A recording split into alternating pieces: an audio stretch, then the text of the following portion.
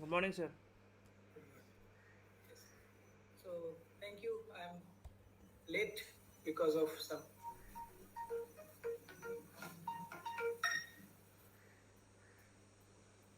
Yeah.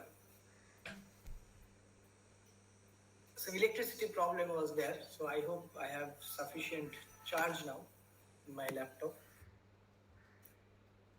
and I can. So without taking further time, let me go back to the content.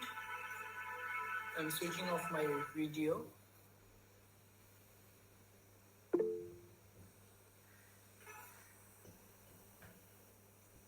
Let us share the screen.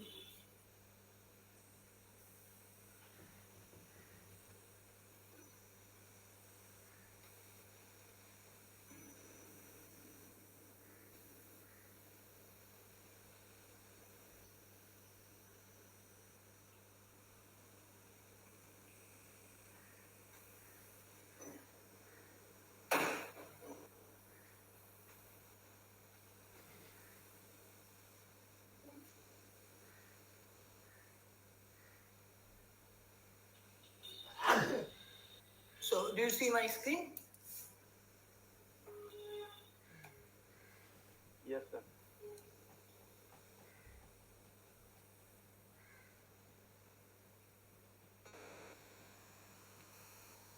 Yes, sir. Yeah, thank you. Okay, so we recap and summarize the important observation of last class, then we'll try to move on. So, few main points I will summarize quickly.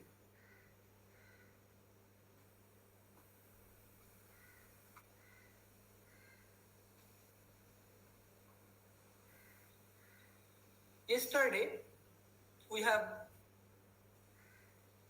obtained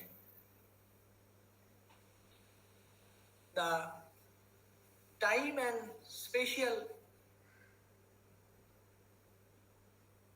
variation of this quantity we have introduced for magnetic vector potential.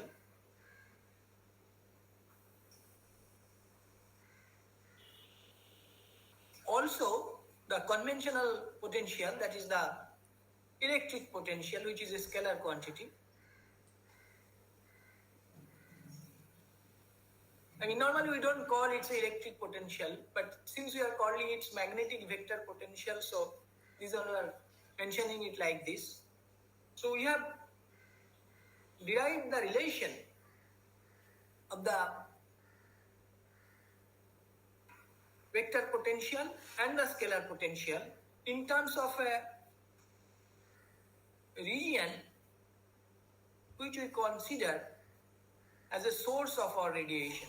So with respect to the origin, we can say that source is having a coordinate of r prime, because finally when we go for field distributions and all, everything will be based on the reference coordinate, and this is the point of observation, which is with respect to this source, which is r minus r prime. Okay, and magnitude of r minus r prime vector we consider as r. In this source, whatever radiated, the radiation might be due to the current J or due to the charge rho. Now we have understood from yesterday's concepts, initial points and little fundamental mathematical equations that for radiation to take place, we need J and rho, which should be definitely function of time. That is, the charge should have a pattern, oscillating type of charge in connection with dipole I mentioned, which is called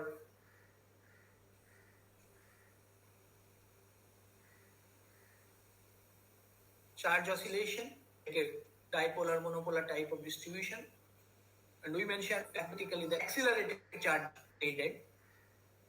Otherwise, it's a current which is due to the movement of charge, but the current should be function of time, or you have to make a mechanism, create a situation, but the current will be parted in a structure. So these both of them are definitely function of time. So this is the source of radiation. And with this, when you observe a far field point which is considered as r theta phi, when we consider a proper polar coordinate system, we have seen this, the vector potential grad square A satisfies an equation like this.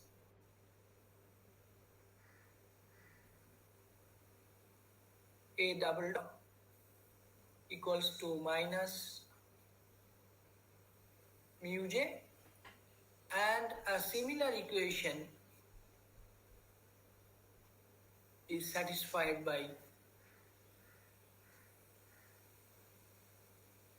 electric potential also,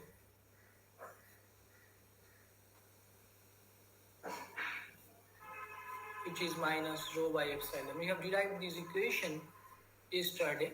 It is there just on top of the page. And this is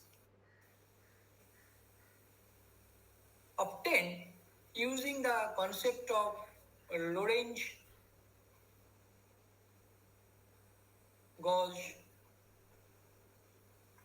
condition. Lorentz-Gauss condition,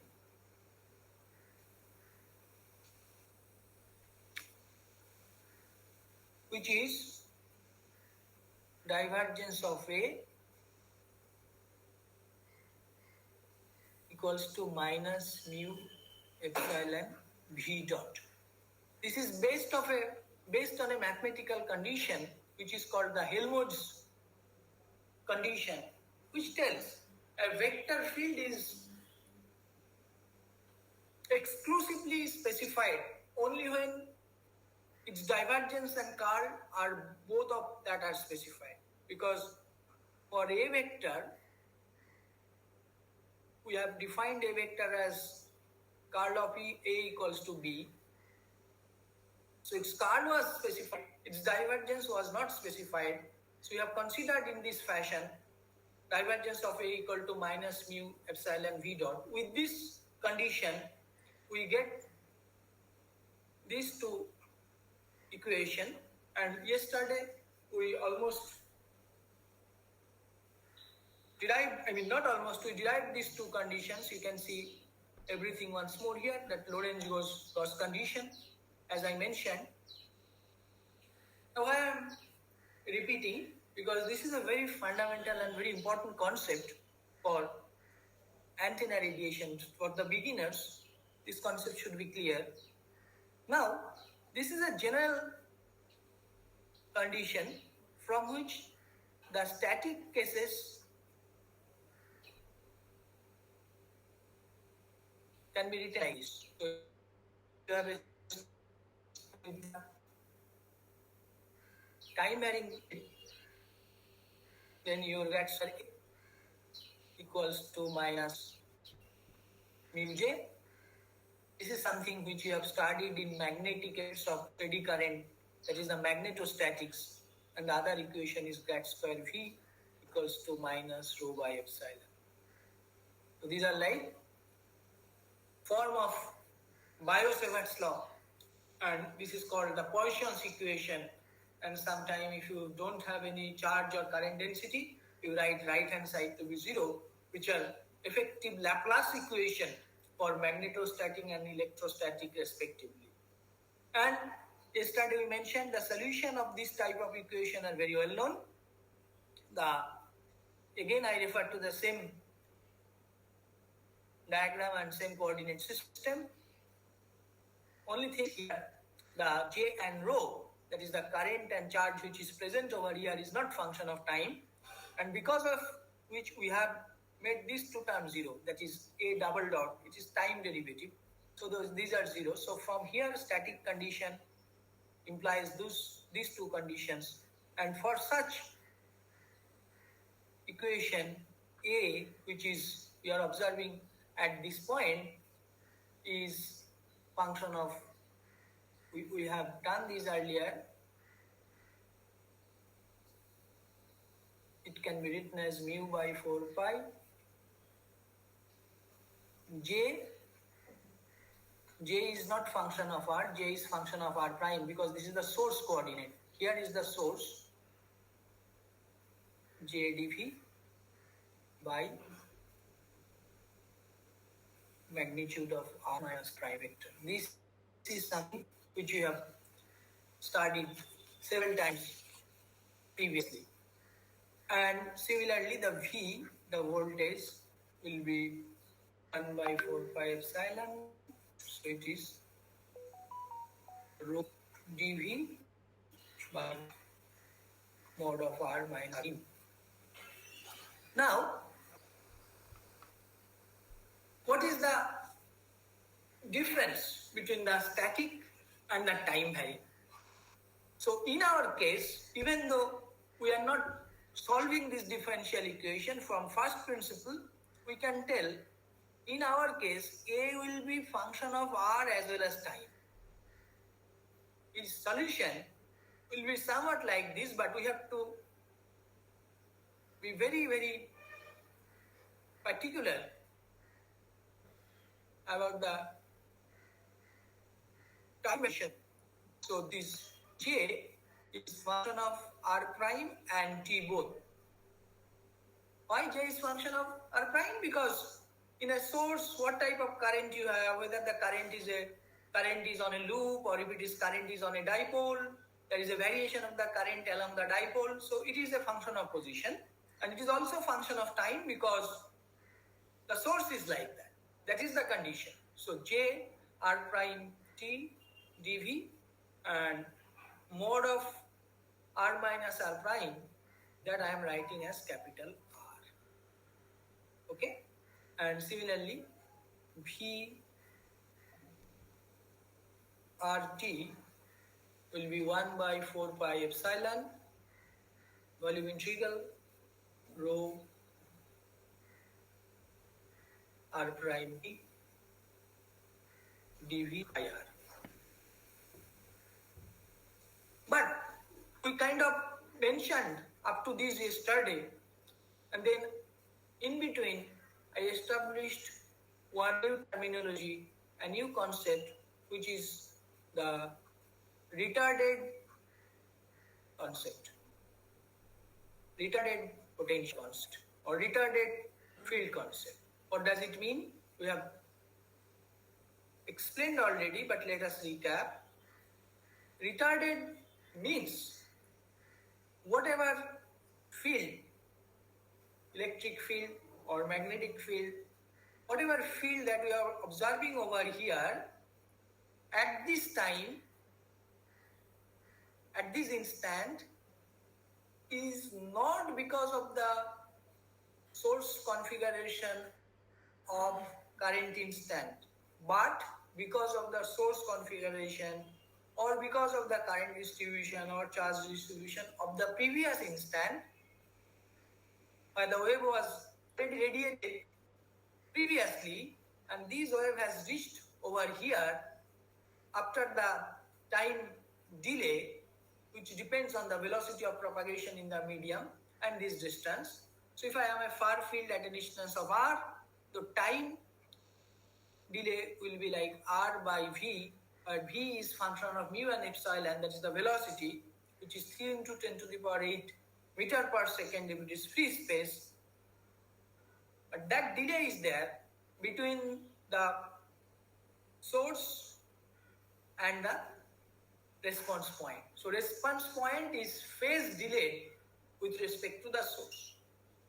So because of that, we call it retarded potential, retarded scalar potential. So this is a very concept. So we should put that also in our equation. That means this ART is actually mu by 4 pi volume integral j r prime. I'm just repeating, but there is a small mistake here. The mistake is this t and this t should not be same. Why? Because this t is my current t. What is the vector potential at this moment, at this instant? That is definitely function of time, but there is a delay in time. So this t is actually t prime, and that t prime is because of a current distribution, which is t minus r by v, because r is the distance and v is the velocity to propagate. So this t prime is t minus r by v. I hope it is clear. So this is the correct expression for the vector potential. Similarly, the scalar potential or electric potential will be 1 by 4 pi epsilon volume integral rho r prime t minus r by v dv by r. So these are the two conditions, not condition, in fact, these are the two important expression from which all components of the electric field and magnetic field in a radiation problem can be obtained. All component of electric field and magnetic field means, in general, when we don't know anything, we can say in polar coordinate ER, E theta, E phi is the electric field, and HR, H theta, theta cap, here I miss theta cap, plus H phi, pi cap. So this E vector and H vector can be obtained using these two set of equations. That's because H is equal to 1 upon curl of A. So if we can get the expression for A, can get H, that is vector expression. So you can equate the appropriate component sorry, from the left hand side and right hand side to get the r component, theta component and phi component of the magnetic field. Because when you write this equation, depending on what type of coordinate system you are using, you have to use the nabla operator, the curl operation in polar, sometime in cylindrical polar or Cartesian. Cartesian, it is straightforward. In other coordinate system, we actually need to remember the expression, because this is something which you have done in vector algebra under curvilinear coordinates. Okay? So this is the way you get the H. Once you get A, because curl A has three components, R component, theta component and phi component, and that equate it to corresponding HR, H theta and H phi, and you get it. And once you get this H, you can even directly use the Maxwell's equation, the fourth equation, because curl H is equal to epsilon del E del T, that is epsilon E dot. Curl H is equal to epsilon E dot. The first term I did not consider because we are considering the field not within the source, but we are considering the field here where we have the observation. Okay, and there definitely there is no source, so J is not there. So curl H is equal to del D del T, only the displacement component. So that's why vector potential is so important.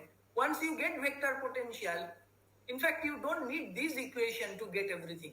Only this is enough, because once you get A, you get H. Once you get H, you can do this operation then you get all components of the field. Because here, I mean, of course, this is a time derivative. So to get that, you have to do the integration to get the appropriate component of the electric field. So you have to do the integration, and then you have to equate the appropriate component to get the ER, E theta, E phi. So this is something which is very generic, and in this derivation, we did not consider any particular type of antenna because we have not talked about what kind of,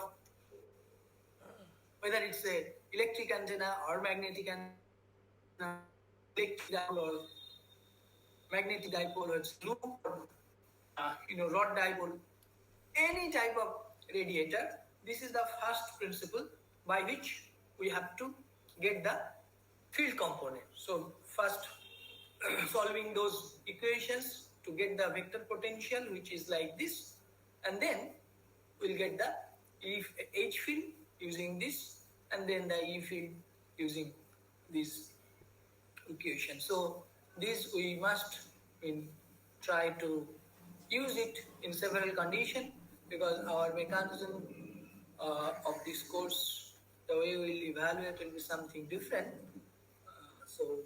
But still it is better you do the analysis after you get my lecture. If you need the the lecture notes, that also I can share you later on.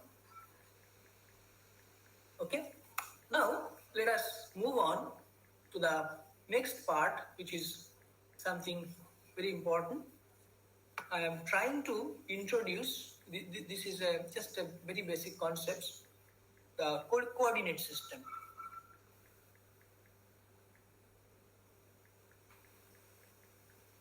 Most probably most of you must have done it in several places, in maths or in maybe vector, but as an antenna engineer, it is very important that we have a very clear understanding of the appropriate component. In spherical polar system, which is r theta phi.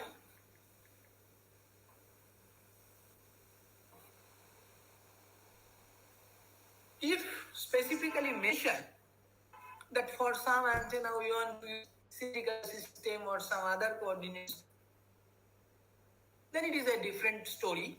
Otherwise, for all cases, I can say 99.9% cases, we always rely on the spherical coordinate system. You'll always hear the r component, theta component, and field phi component of the field. Many times you'll be hearing this term that the major component of an antenna field is E theta and H phi, because E theta and H phi gives the pointing vector in r direction, E theta, H phi, r cap, because power has to go always radially outward. If I have a source, the EM wave must go, the power must radiate in outward direction. So that says that the component of the field will be theta and H phi, or E phi and H theta, or maybe both theta and phi component might be there, but normally r component of the field will not be there, because power has to go in the r direction. This is even without any mathematics you can tell. But many cases, our source is described in a different coordinate system.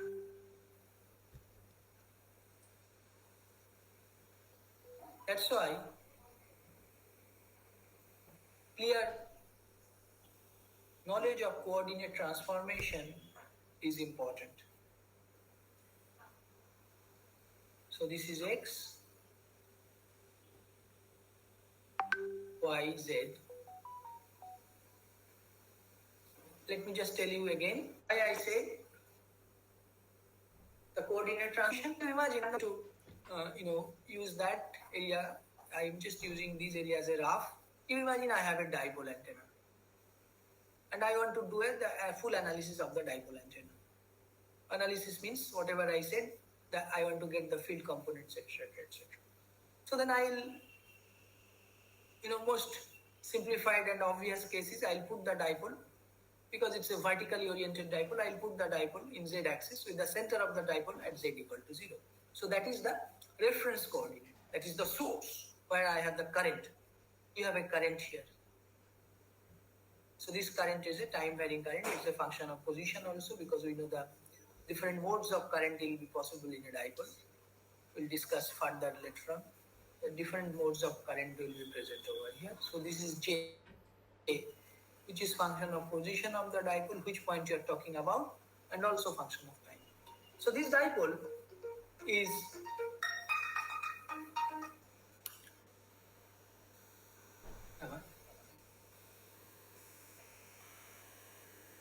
নেটওয়ার্কে একটু পরে call back করছি না, এখনো line নেই।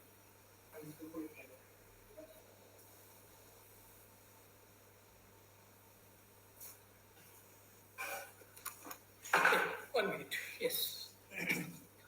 So this dipole will be obviously placed over here, but the field that I am observing at a far field we call it, at a far distance. Actually far field is not always far distance, because in antenna terminology the distance sometimes may be small depending on the frequency of operation. We'll discuss this later on, just because this point came in between. So 2d square by lambda is a kind of thumb rule, where d is the largest dimension of the antenna and lambda is the operating wavelength. If you are this much away from the source, then you are at a far field. We'll go into details of this later on. But what I am telling is, at this point, here we will not use the Cartesian system. We are interested with r theta phi. What is the field components, E field and H field, in terms of r theta phi is our interest. So, if I consider this curvilinear system, let me just draw.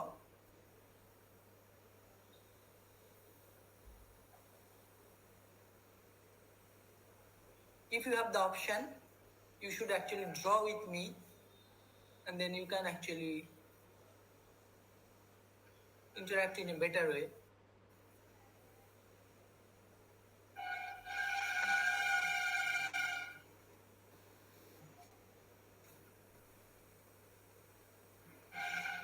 So this is a point on this part of the sphere, which is 1/8 of the thing, which has a coordinate of r theta phi. So the way we draw it is like this. Slightly difficult.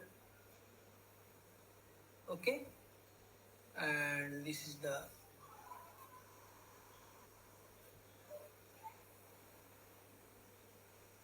okay. So this point is r theta phi. That means this angle,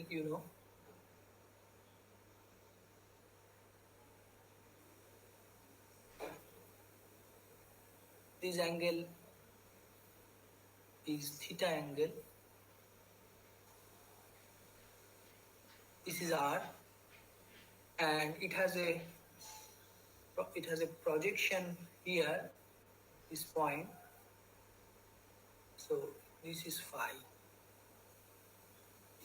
What is the r cap? This is r. So r cap will be along this. Okay. What is the direction of theta cap? Because this is zenith. This is the direction of theta equals to 0. So for an antenna, when you say that our antenna is a broadside antenna, like suppose I have a dipole antenna. A patch antenna. We have a patch antenna. This is the patch. We'll discuss in detail just to give a broad idea. It is a broadside radiator. That means its radiation pattern is something like this. So it has a maximum radiation theta equal to 0 degree, which is called zenith. So here is theta 0, you are theta of z axis. So this angle is theta. So theta cap direction is actually direction. Okay, and this is phi. So phi actually, that means here if you want to show, it is phi. I'll try to use a different color maybe. It would have been much more fun in real class, but I still am trying. So this is phi cap, which is this phi cap. So we must understand that r cap, theta cap, and phi cap constitutes a right-handed triad. The way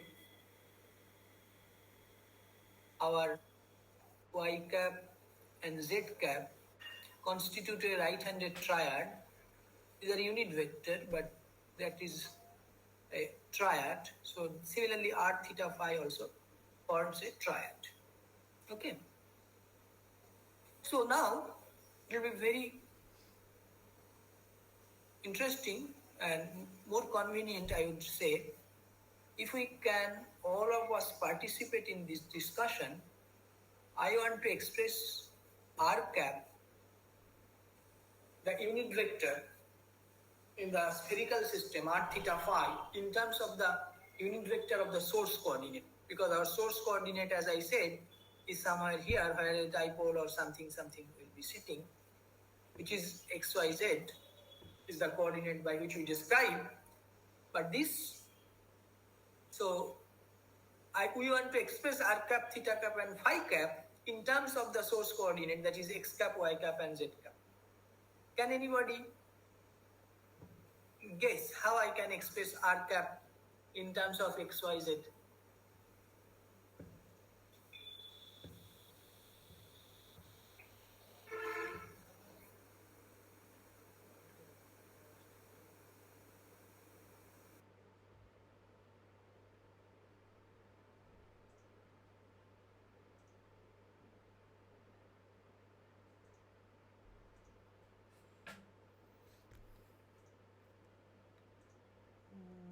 Sir, we can do the maths, but right now Huh? we can start with this r cap cos theta is z cap, then r cap Yeah. sin Yes. phi into cos phi is x cap, and sin theta into cos phi sin phi is y cap, and similarly we can go through doing the mathematics and obtain the transform matrix. Excellent. Yeah. So, but if you have, even if you have forgotten those, we can do. You can just check what I am telling. These are cap. This angle is theta, right? So, if I imagine that at this point I take a vertical line, is it visible? Yes, sir, it is visible. Is it visible? It is visible, sir. Yeah. So this is my r cap. This is my r cap direction. So how much is this angle? Theta. How much is this angle? Theta. Theta. Very good. So theta. So this r cap has a cos theta component along z. Yes or no? Yes, sir. Tell me. Yes, sir. Yes, sir. So I'll say that r cap has a cos theta component along z. So cos theta z cap. Now the other component in this direction somewhere I can say, which is 90 minus theta, this angle. So in this direction it will have a sin theta component, yes or no? Yes, sir. Right? And this sin theta component will produce a cosine component along x and a sine component along y. Can I do that? So sin theta will have a cosine component along x cap, and sin theta will have a sine component along y cap. So that is a complete expression for our sin theta cosine x cap, sin theta sin phi y cos theta.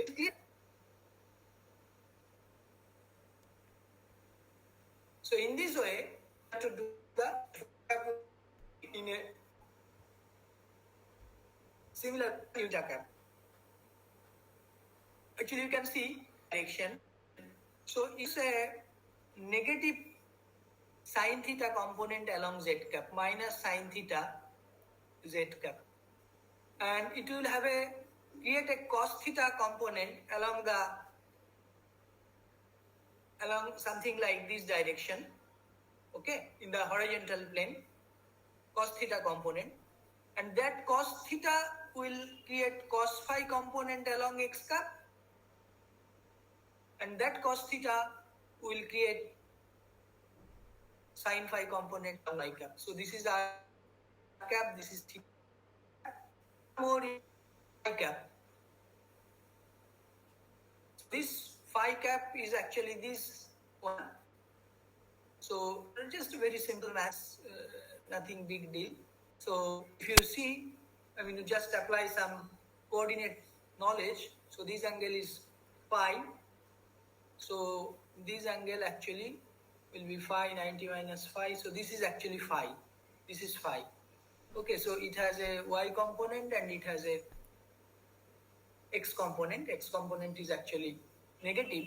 So it is minus sine theta, minus sine phi x component plus cos phi y component.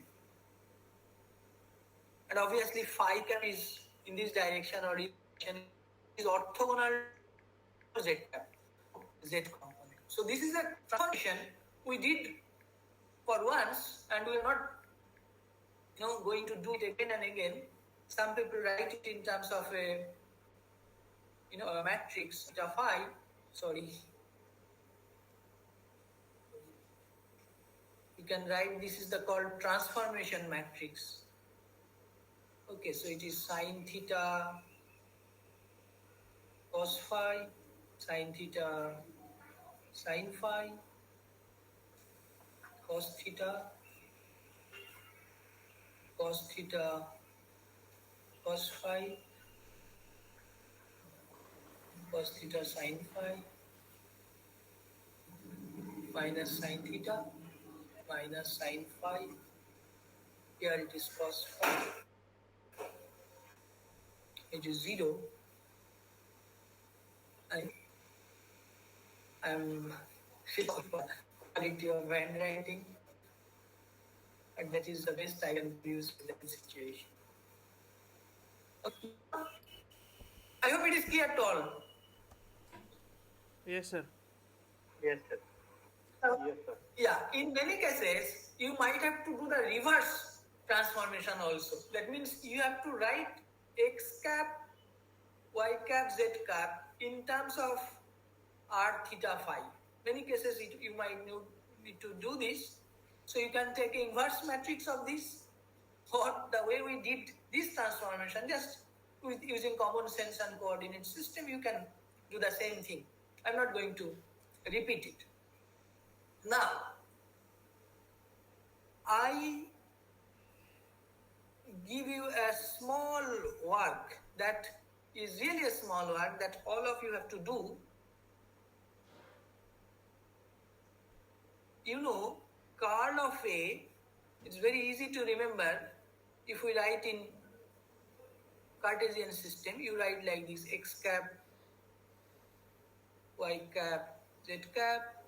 Nabla operator is your del del x, del del y, del del z, and A has 3 components, right? I am writing in Cartesian, so it is ax, ay. But same thing, if we want to do in polar. So in polar, x, y, z and r theta phi are related already. So in a polar coordinate, the curl operator is like this. I am just going to supply this to you: sine theta a phi. You have all derived this during your you know, engineering maths or somewhere. So these I also don't remember it. I am writing it from a material which is there beside me. Plus 1 by r, 1 by sine theta,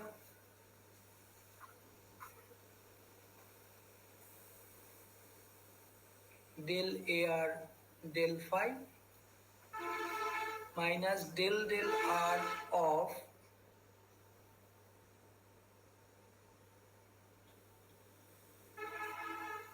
r a phi. So this is the theta component. This is a suffix phi, huh? R component, theta component, and one more is there, which is phi component. That is 1 by r del r of r a theta minus del theta of ar. So this is the r, theta, and phi component, and this is something which we have to do fundamentally for all kind of antennas if we really want to do the field analysis of the antenna analytically, not numerically. Numerically means you'll be using the simulator, but this is fundamental because for last two classes I was telling that A and B are fundamental, and today we again realize that A is very fundamental because once we get A, the component of A, we get the field components like far field components HR, H theta, H phi, and once we know that, using this operation, Carl H operation, which is Maxwell's equation, we get the field, electric field also. So this is a fundamental equation, and as I said, for one set of antenna, we are going to do this. So I am giving a small work using this equation, given equation, show that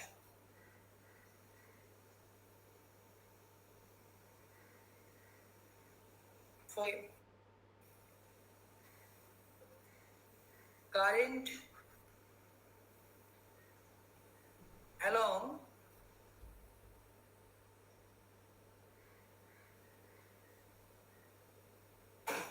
z-axis,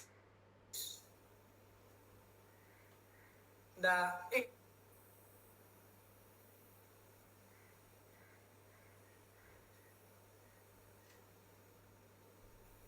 mu h is equal to Carl A, mu h, b equal to mu h, and b equal to Carl of A. This is an equation. But this equation, when we have a current along z-axis, is expressed as mu h phi equal to minus sine theta del az del r.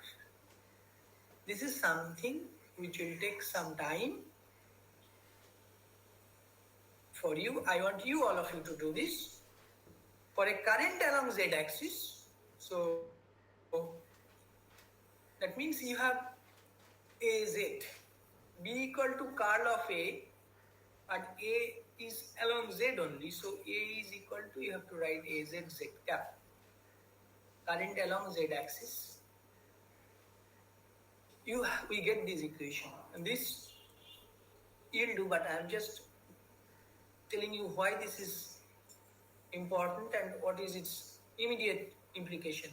Its immediate implication is it will be used for a short electrically small antenna, because a electrically small antenna, which is the Hertzian dipole, we have this type of coordinate XYZ, and dipole is oriented along this at the center is O, so it is symmetrically. And when we say it is a small dipole, so DL, length of the dipole is DL, and it is very, very small over the operating wavelength. So for such a dipole, this equation will be reduced to this. This is something which will take maybe 10 minutes for you, but you have to do. And once I'm back, we'll proceed from here and we'll see that after all this calculation, electric field will be, far field will be along theta, and magnetic field, the far field will be along phi. So these are something which are going to derive it, and they are both E theta and H phi will be function of sine theta and function of r, but in terms of 1 by r. So this is something which is very interesting. So the power is actually proportional to sine square theta, because E theta H phi, that is the Poynting vector, is proportional to sine square theta, which tells us that this is an omnidirectional antenna with this type of pattern when you take cut, because it is sine square theta or field is sine theta, so it will give a maxima along theta equal to 90 degree and a null along theta equal to 0 degree.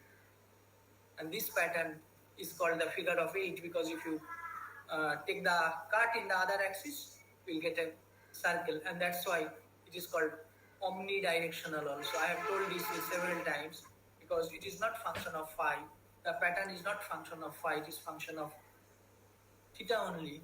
So this is a directional in one plane, not directional in the other plane, so it is called omnidirectional. Okay, so this is a small task given to you. You'll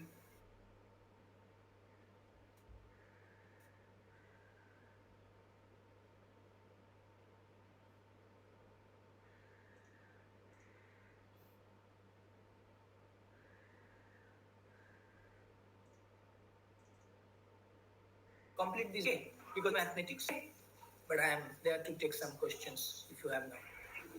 Sir, what have we written after del cross A equal to mu H, and after that Here, in question, sir. okay, Show so that that for a current along ZH. axis, the expression curl of A mu H, curl of A equal to mu H is reduced to this condition. Okay, sir. Is reduced to this. That's it. And for this part, I always talk about Balanis, and I told some use our book on multifunctional antennas. But this, for this part, for the very basics of antenna, you can use few pages. You can read few pages from Jordan and Balman. Jordan and Balman is a very nice reference to understand the initial part of the antenna. Okay.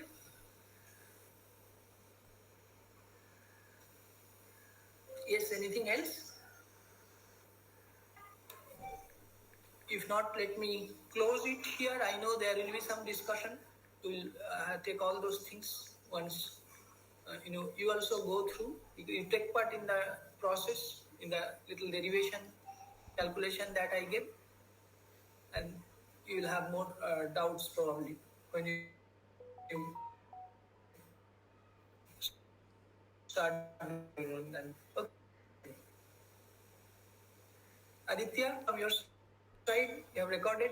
Yes, sir, I have recorded the lecture. Okay, fine. So, we'll see you on, next week. I mean, not the upcoming week, because today I'm traveling to Kolkata and then I have 2-3 places and I'll be back on Saturday. Okay, bye. Thank you. Thank you, sir.